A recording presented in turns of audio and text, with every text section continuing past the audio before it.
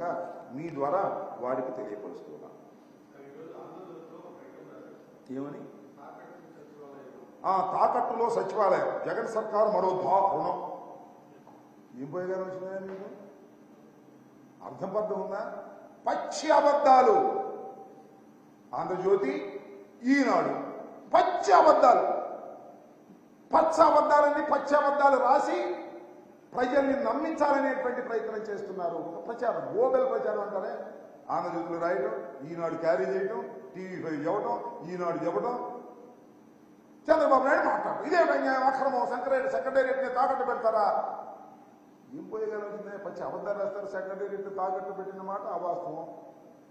ఏదో మాట్లాడుతూ ఉన్నది. ఇలాంటి పిచ్చి రాతలు, పచ్చరాతలు, పచ్చి అబద్ధాల రాతలు రాసి ఏదో కొన్నది ఎన్నికలకు ముందు జగన్మోహన్ రెడ్డి గారి ప్రభుత్వం మీద బురదలాలనేటువంటి తాపత్రయపడుతున్నటువంటి అంశమే తప్ప ఈ నారా చంద్రబాబు నాయుడు గారికి ఉన్నటువంటి వీళ్ళిద్దరు, రాధాకృష్ణ, రామోజీరావు, అసలు పత్రికా విలువలే మర్చిపోయారు.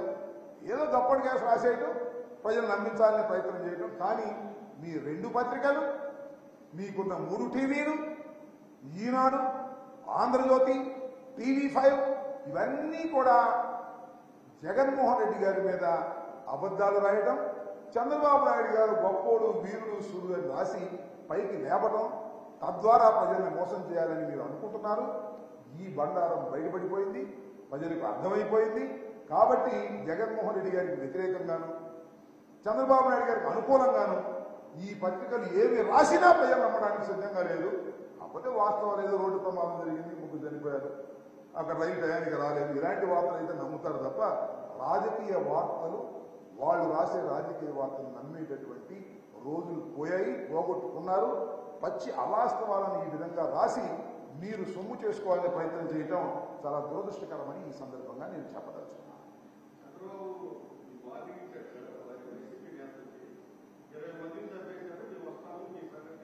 ఏమంటాడు?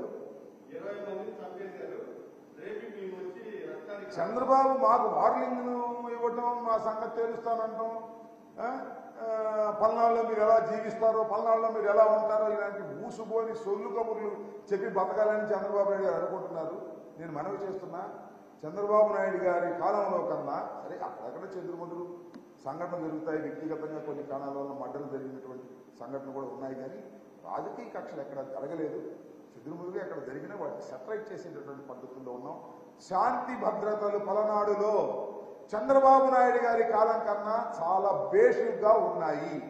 రాసుకోండి అన్ని పత్రికలు. కాబట్టి చర్చకు సిద్ధంగా ఉన్నానని కూడా ఈ సందర్భంగా మనం చేస్తున్నాం. చర్చ చేయడానికి కూడా చంద్రబాబుతో అయినా లేకపోతే ఎవరితో అయినా పలనాడులో చంద్రబాబు నాయుడు గారి కాలం కన్నా జగన్మోహన్ రెడ్డి గారి కాలంలో శాంతి భద్రతలు మెరుగుగా ఉన్నాయి. ఇది వాస్తవం. లెక్కలు తీయమని కూడా ఈ సందర్భంగా నేను మనవి చేస్తున్నా.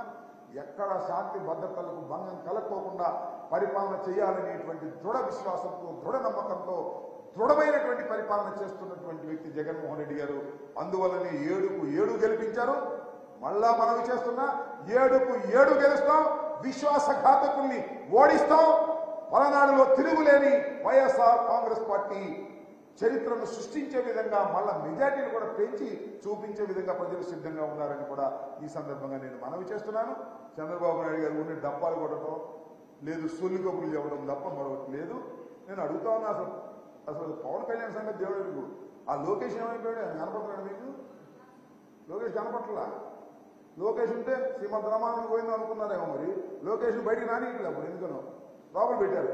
మరి అన్ని మైళ్ళు పాదయాత్ర చేశాడు, చాలా గొప్పోడు, చాలా బ్రహ్మాండంగా తయారయ్యాడు. ఏమైపోయినా నాకు అర్థం కాల.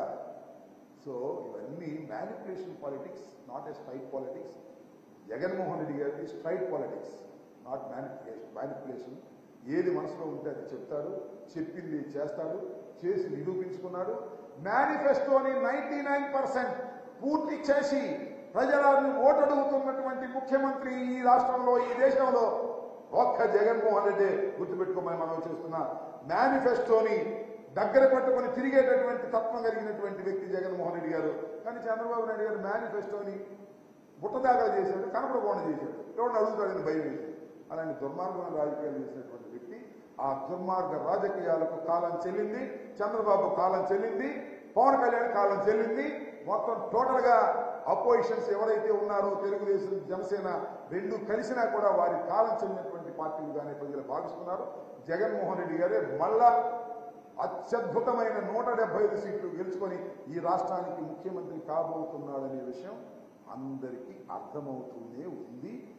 ఈ సిద్ధం తర్వాత 4వ సిద్ధం తర్వాత అద్భుతంగా అర్థమైపోతుంది. దానిలో ఏ విధమైన సందేహం లేదు. 1వ సిద్ధం, 2వ సిద్ధం, 3వ సిద్ధం రేపు 10వ తారీఖు